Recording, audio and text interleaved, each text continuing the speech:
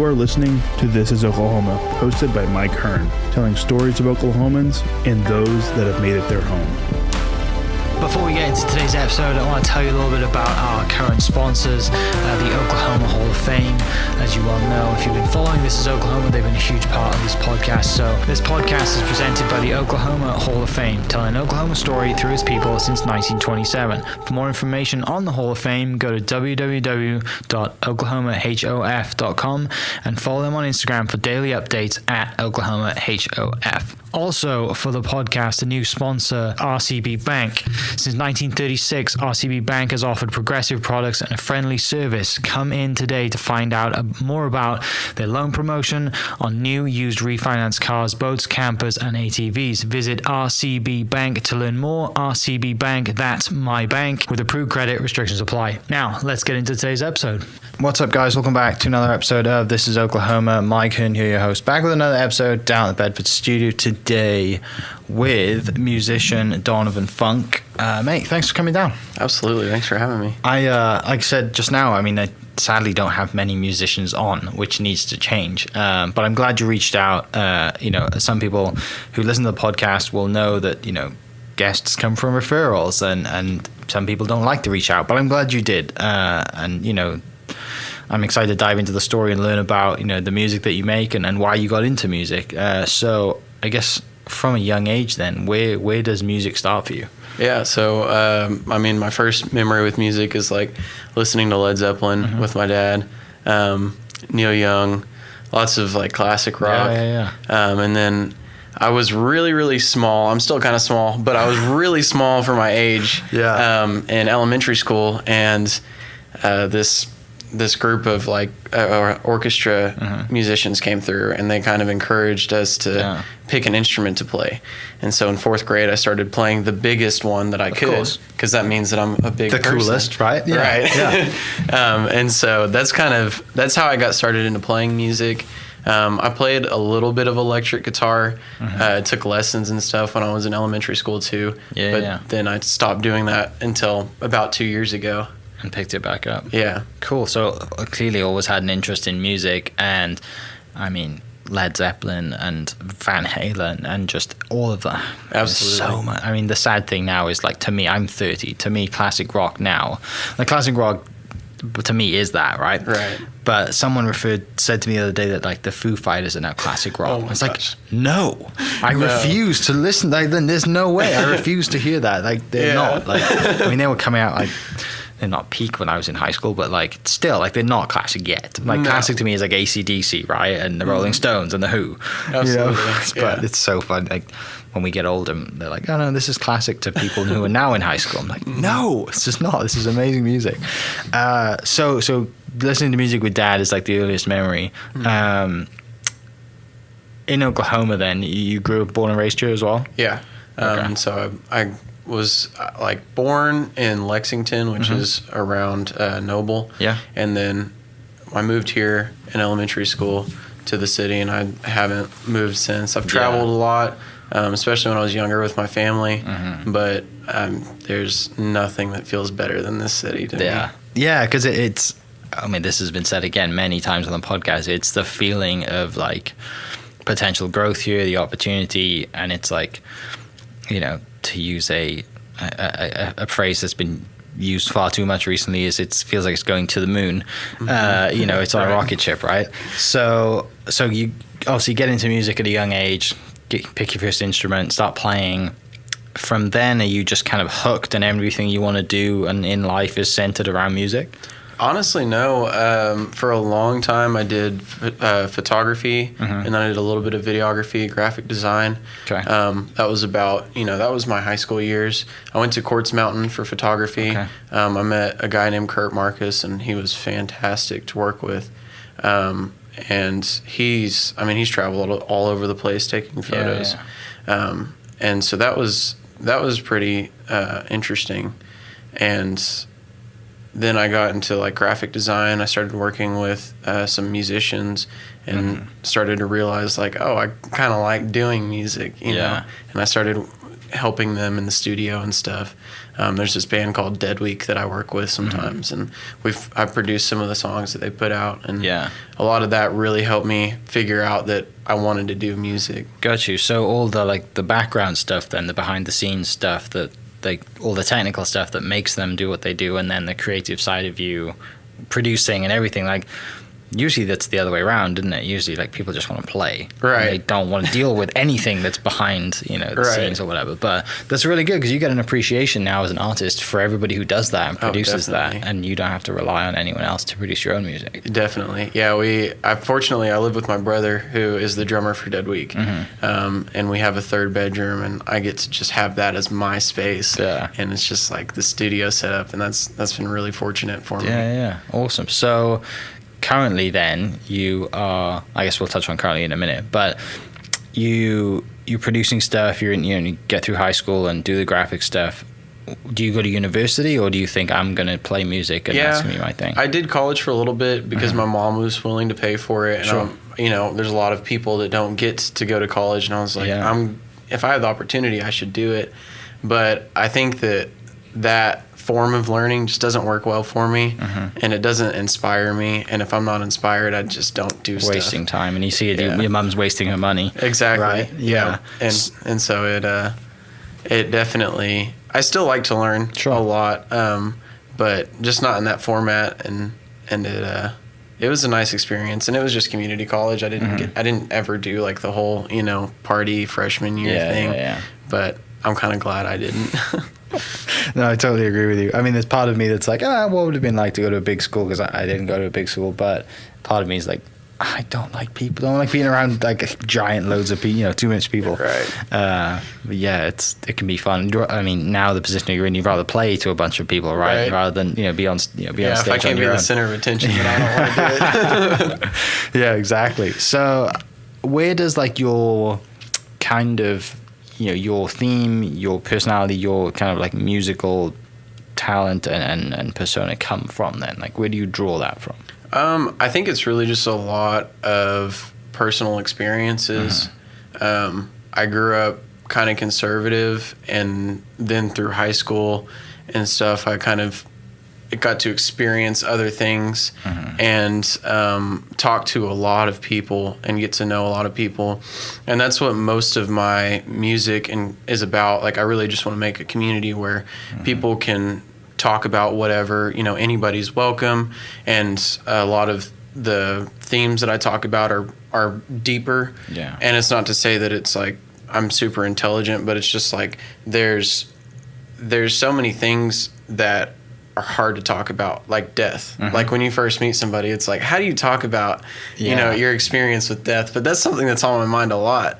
And so I think my goal and where I draw inspiration from is community. And that's one of the great things that music does, right? It brings people together, reminds them of family time. You talk about death, right? It reminds them of people who've passed, but you remember having time. Songs, you always relate songs to people, right? Absolutely. And like the time in your life, and when people hear songs, they're like, oh, this was like the killer song in high school, and it reminds me of like all my buddies or whatever, or like driving somewhere and you're blaring that music. And it's it definitely hits the feels, doesn't it? Yeah. Which is good now. And then you're on, you're like giving this person that experience now, right? Like you're on the opposite end of the table, which as a creative and as a musician, that's what you want. You want to see people react to you that way and have that community and reach out. I mean, like, I hear this song and it brought back memories or whatever, and it makes me feel good. And you're like, that's kind of why I make music every day. Right. Yeah. It's really special. Gets you out of bed every day for sure. So what, for you then, what's like the music scene like in Oklahoma? For people who don't know that like Oklahoma's good for music. Yeah, so I think that it's probably the most supportive community I've ever come across.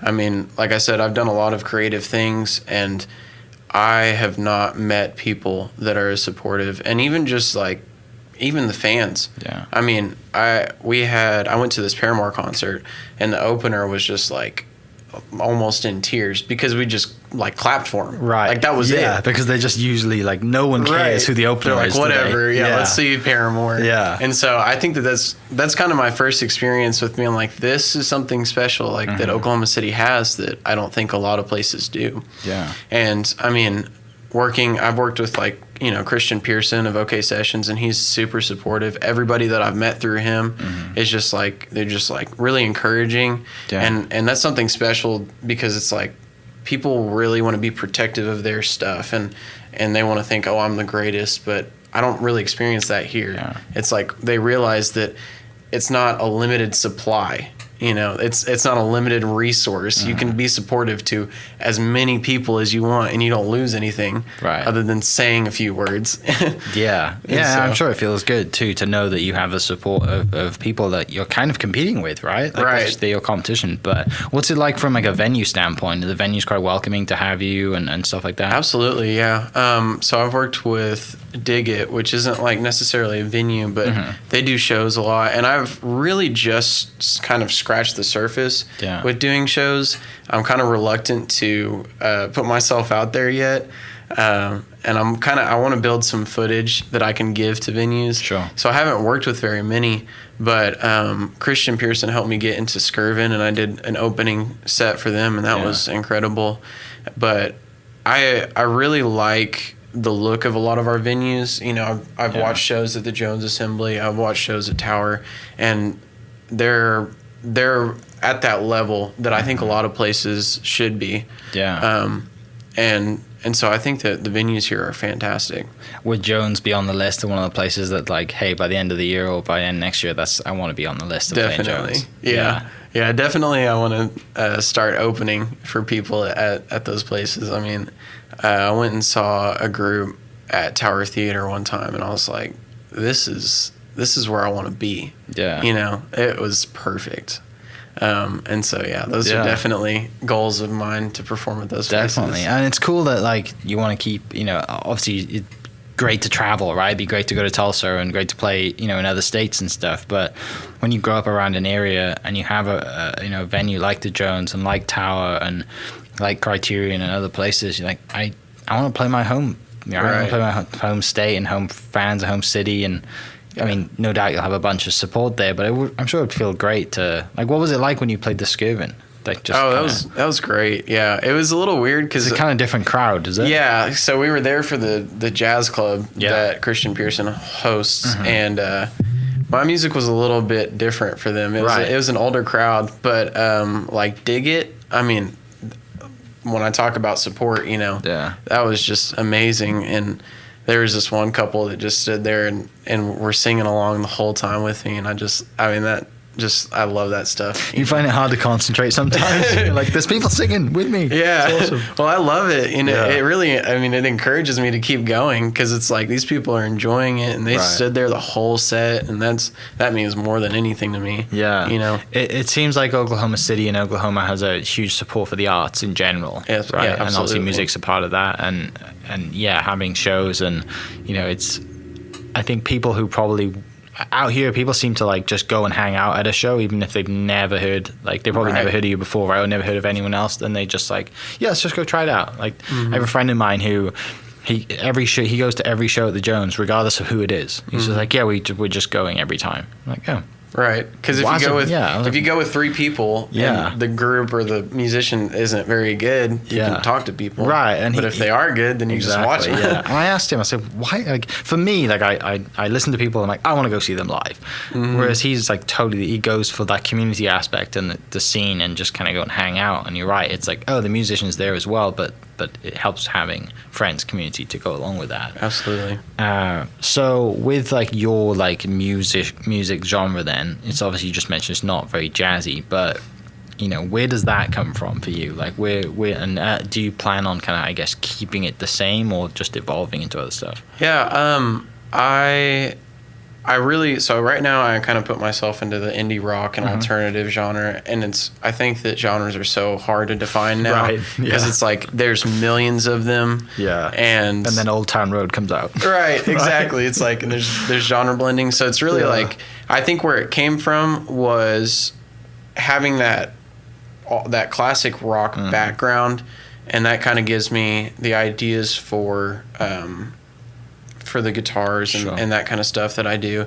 But then it really evolved with more modern, like bedroom pop kind of music, because that's what I can physically do by myself. Right. You know, that's what I'm capable of doing. And so there's inspiration from both of those places. Yeah.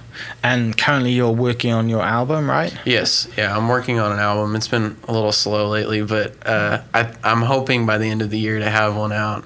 Yeah. Slow because you're kind of a perfectionist? Yeah, yeah, definitely. Yeah, definitely a perfectionist. Yeah. And also just kind of finding the time and motivation, you know, kind of like in the single that I just released in May, in All My Glory. That's kind of what I touch on. I'm like, man, it's hard just to brush my hair, you know? Yeah. Hey, life struggles, right? Absolutely. You know, and the rock and roll lifestyle, which is not great, not easy to live during COVID, for sure. But thankfully, we're on the other side of that now. I know. Have you been to many shows recently? Yeah. I actually just got back from Arkansas this morning. I went and saw Starbenders, and that, I mean, talk about classic rock. Yeah. They are bringing it back. They're incredible. And so I've been going to as many shows as I can. Anytime I see one on my Instagram feed, you know, I try to go. I just went and saw the OKC Phil do their country show. Okay. And they had Kylie Morgan, Kyle Dillingham, and Christian Pearson kind of led the rhythm section. And that was a great show. I mean, that really brought, you know, a lot of crowds together that wouldn't typically be together. Right, yeah. And so I'm happy to see stuff starting to kick off again. Right. And the acceptance of going in, hanging out, being in a crowd, and thankfully, you know, you're right, things are kicking off again. And I went to see a show, it's probably about a month ago now, at the Tower, and it was good to see a show, but it was like we were sat at a table the whole time. It's not the same. And I'd seen the person before, like in Tulsa, like 2 or 3 years ago, and she was amazing. And then you see her at Tower, and she's still amazing, but like there's no crowd there, there's no atmosphere, right? It's like she's rocking out on stage. It was Jackie Vincent who played. She's rocking out on stage, and like just sat there. Like, is this what it feels like to just like watch, you know, just be sat? Right. And yeah, it was a weird experience. Yeah, it is a really weird format, and it's really hard as a performer. Yeah. Whenever there's not a crowd, or they have to sit down, and you can't draw your energy from them because no one's bouncing, jumping around, singing. Right. When you're performing, I mean, you know, you can do as much as you can, but if there's not a crowd to give you that energy, then it doesn't really go anywhere. Right. So with the events, I guess that's coming up, are you playing indoor, outdoor as well? Like, you're just trying to play as much as possible? Mostly outdoor. I mean, as much as I can. Yeah. Which typically starts off outdoor, which is interesting for the heat. Summer. Exactly. Yeah. But we seem to make it work, and I try to time it as late as I can, so at least the sun goes down. Yeah. But yeah, mostly outdoor. I mean, I'd be happy to play anywhere. Sure. And it's, you know, I don't have an ego about where I play, because I can meet somebody anywhere. Right. You know, and it's just fun. It's always good practice, and it's just fun. You know, I don't do it for money or anything like that. I just do it to hang out with people. Well, because you love doing it, right? It's a passion that clearly, you know, there's plenty of people that have been on the podcast that do what they do because they love doing it. Absolutely. And the money follows after that, but it never starts with, I'm going to get into this because I want to make tons of money. Because I think if you get into the music world and you think I'm going to make tons of money, there's 9 million other people who are trying to do the same thing. I know. Right? Yeah, absolutely. And everyone's just and I've heard the music industry is crazy with, you know, just contracts and everything, clauses, and I mean, you Google Taylor Swift's contract and there's a bunch of stuff in there that you just like, this is chaos. How have you played out at Citadel Park yet? How's I haven't played there. Okay. I went, so that OKC Phil thing was at Scissortail. Okay. And then I also went and saw Kings of Leon when they first came. I was as close Front as row. I could get. Yeah. It was like one row in front of me, and so I was like second row, and I mean, that was amazing. And honestly, that concert really helped drive me to do more music. Okay. So I grew up, like, my stepdad listened to Kings of Leon, and I didn't ever really care. And then when I heard they were going to come, I was like, oh, I'll listen to their music. And then I just, like, haven't stopped since. It's been like a year and a half. Yeah, I haven't really heard much of the new album, but oh, really? I've seen them twice back home. I was driving back, I think. I was driving back from vacation, I think, when we came through Oklahoma City when they were performing that day. And I was just like, I really want to go down, but then I've seen them before, and I really should have gone. I didn't go. But yeah, seeing them in person, it's pretty awesome. Yes. Like, they're fantastic, and their It's songs everyone's singing, dancing around, and having a great time. And then they play some slow stuff, and you're still loving it, and it's. Yeah, I definitely my sets draw a lot of inspiration from that, because I typically will start off kind of slow, and then before you know it, I'm screaming. Yeah, people have had a few drinks and they're enjoying it. Right. You're like, okay, now I can lighten up a little bit. Right. Turn the volume up a touch and start banging chords for a little bit longer. With your classic rock kind of background, I guess, and love of that, people don't really solo that much anymore, do they? Like guitar solo. I don't know. It really... Because what I mean by that is, like, songs were a lot longer back then, right? Yeah. I mean, if now you it's listen like, to... oh, it needs to be 3 minutes. It's on the radio. Yeah. I can't solo for an hour, for like a minute. Right, like a Pink Floyd, like 8 minutes exactly, solo. Yeah. Yeah. I think in recordings, that's definitely the experience. And I think with a lot of pop music, that's the experience. Yeah. But honestly, with the community that I've seen... There's lots of soloing, and not just guitar solos. I mean, being into a jazz situation, everybody just trades off solos and they go on for 20 minutes, and that's always fantastic. But I implement solos into my stuff a lot. I have, I think, maybe 4 songs in the set where I'll just take a minute to do something.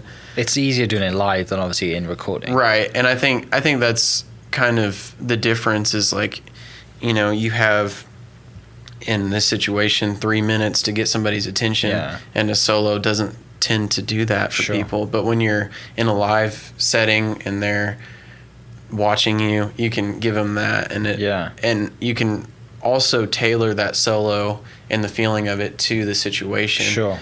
And that so makes sense. It works really well, but I do also implement solos into some of my recorded music. Yeah. So... funny you're in here today, because yesterday I did a podcast with a couple who started a fashion brand, and music and fashion and rock and roll, like, it all goes together. Absolutely. So talk to me about, if people are watching, they'll definitely know your image, and I love it. It's fantastic because it makes you different from everybody else, right? And that's, you've got to stand out in a world today and show who you really are, and to have the confidence that you have to wear the clothes that you do and have your image. It does go back to classic rock, right? Absolutely. Because if you go back to David Lee Roth, right, the lead singer of Van Halen, and you see the outfits that he wore, Freddie Mercury or whoever, right? Like, very rarely do you see that today. Right. So I am pleased to see you walk in today and be like, this is awesome, because you're clearly confident in yourself and you have an image and you stick to that, which is fantastic. Thank you so much. Where does that come from? I think probably the classic rock stuff.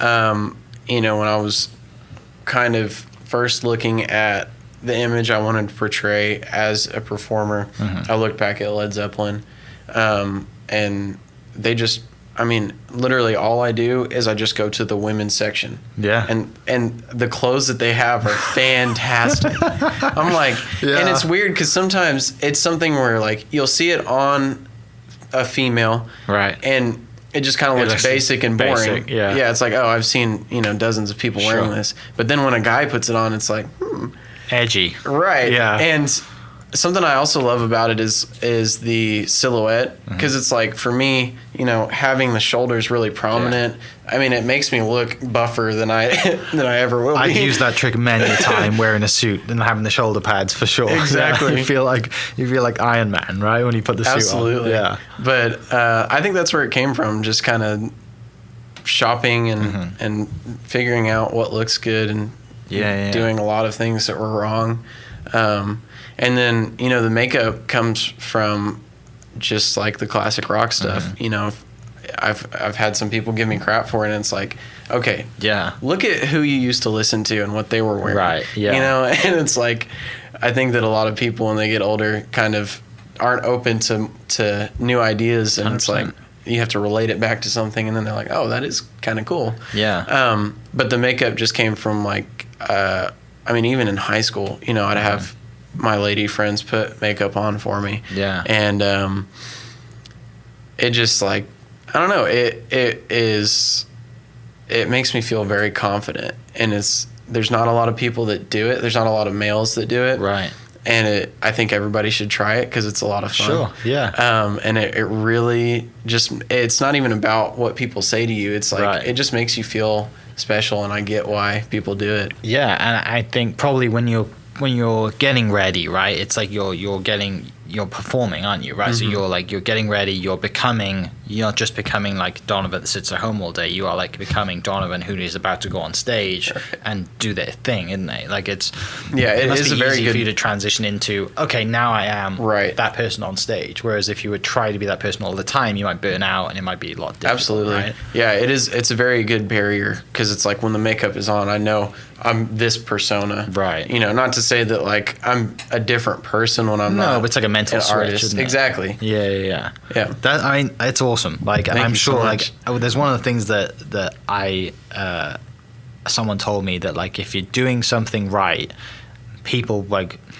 you know, you're doing something right when someone starts complaining about you doing it. Right. Right? Exactly. Because you're like, it's so, like, new or so different that they don't like it because they either never tried it themselves and that's why they don't like it, or they just hate change. Absolutely. Right? And you're like, I know I'm doing something that's pushing the boat out if people are like, I don't know if I like that, right? That's Right. so different. And you're like, well, there's a reason that it's Right. different because I stand out, because people are going to be intrigued, and because people are like, oh, it just adds to, as well as the music, right? It's not just music, and it's the whole thing. And you talk about image, and we're such a visual world now with social media, and you know, your album, no one has albums now, right? But if you did, the art cover would be a big thing, and now we just put our art cover on social media, and you know, Absolutely. it's as well as, you know, you were speaking to Madeline, who was here earlier, right? Who works at the store. I mean, she as well addresses different to a lot of people, and she might be listening to this, and I mean that in the nicest way possible. Like, I don't mean it in a bad Right. way.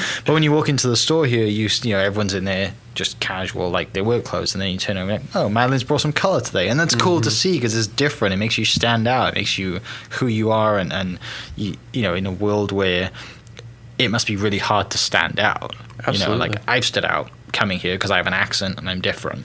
I haven't had to really change my dress or clothing, but I even stood out because I would dress like if someone in the UK would dress, like do my top button up or whatever, and then skinnier type clothing. Right. So I did it without even knowing it. But yeah, it must be, you know, it's cool to see, and I like. It's I wish I had the confidence to pull it off. Yeah. Because I don't. I'm just like, It's definitely when you're first doing it, it's like, I don't know what's going to happen. Yeah. Like, I feel like, especially in a place with a history like Oklahoma's, Right. it's like, I don't know if I'm going to step out and somebody's going to hurt me. Yeah. And so it can be scary at first, but I've really mostly just been met with positivity. Yeah. And if people don't like it, they just don't say anything. Right.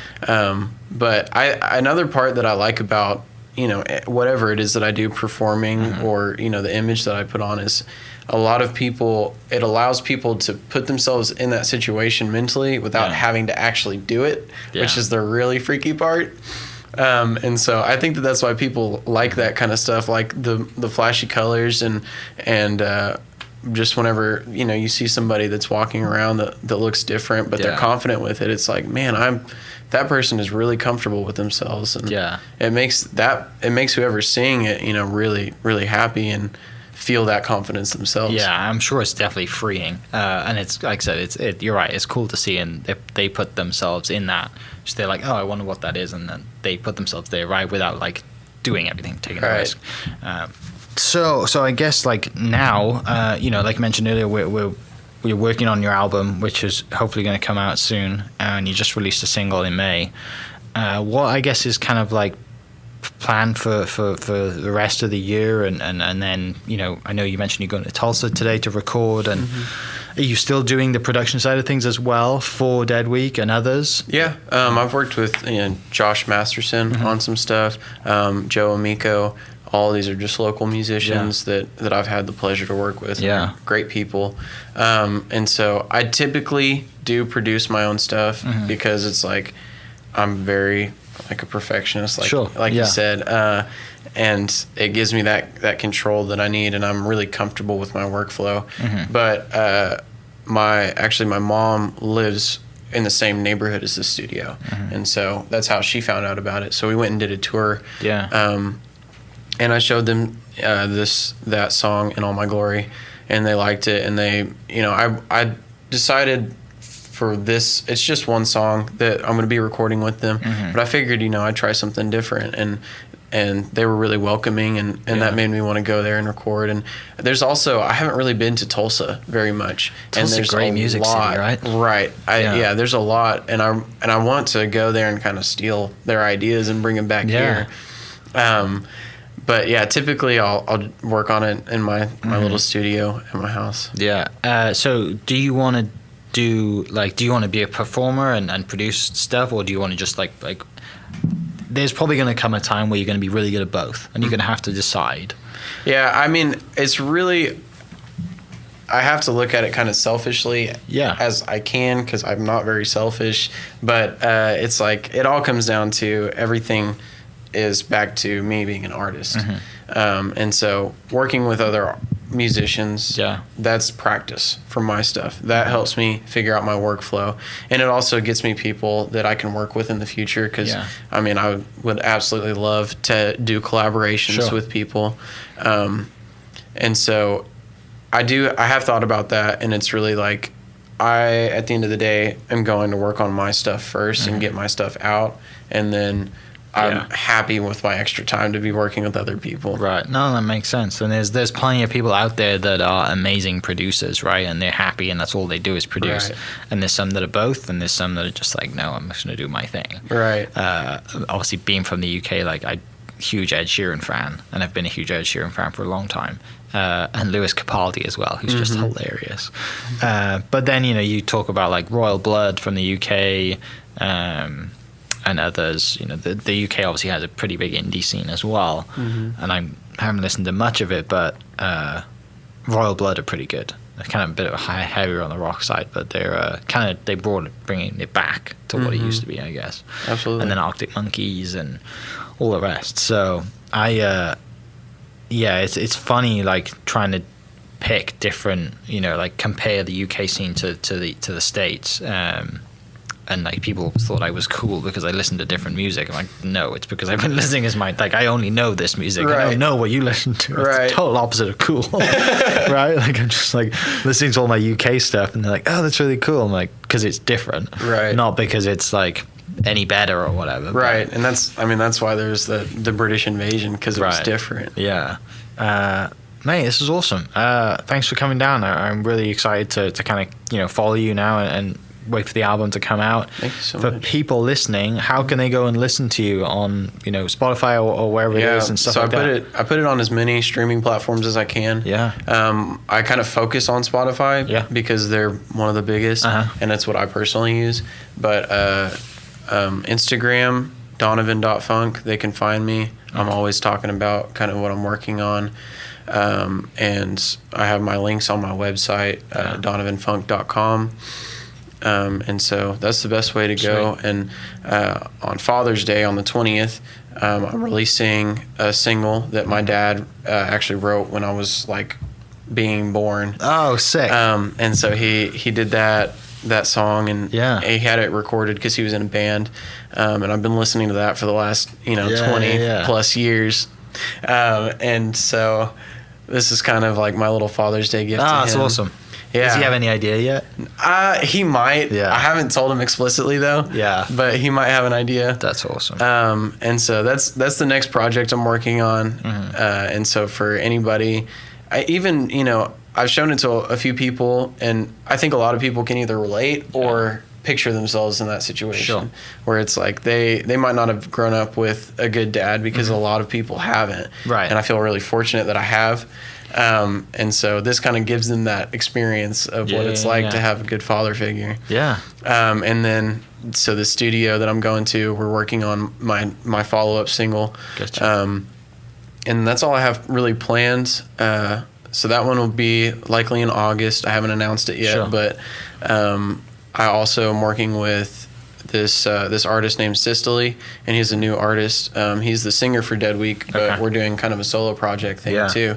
And we have something coming out at the end of July.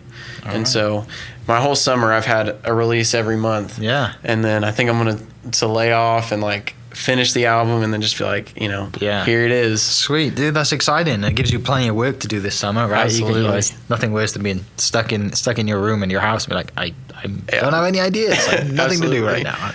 But sweet. Well, for everyone listening, I'll put the links to Donovan's social website and Spotify links as well down in the description, and you can go straight there, listen to it, and yeah, just give him a follow. And if you're in a venue that's listening that wants someone to open up, Jones, Tower, Christ, anyway, reach out. So thanks for coming. Yeah, thank you so much. I want to see you on stage, man. It's gonna be awesome. Thank you. For everyone listening, thanks so much, and we'll catch you next episode. Cheers.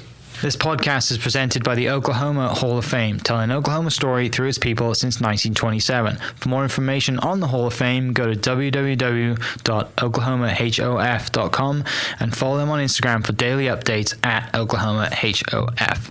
Also, huge shout out to RCB Bank for jumping on board to be a sponsor. RCB Bank's loan promotion is here for a limited time. Head into any of their 40 Oklahoma locations to get as low as 1.79 APR on your next car, boat, camper, or ATV. Apply online at rcbbank.com. RCB Bank, that's my bank. Rate and finance with approved credit. Restrictions apply. And member FDIC. Huge shout out to my sponsors. Thank you for listening. We'll catch you next episode. Cheers. Thank you for listening. We are inspired by those around us and hope that you are too. Make sure you subscribe to this podcast on your favorite podcast platform and leave us a review so we can keep telling your stories. For more great Oklahoma content, follow This Is Oklahoma on Facebook and Instagram.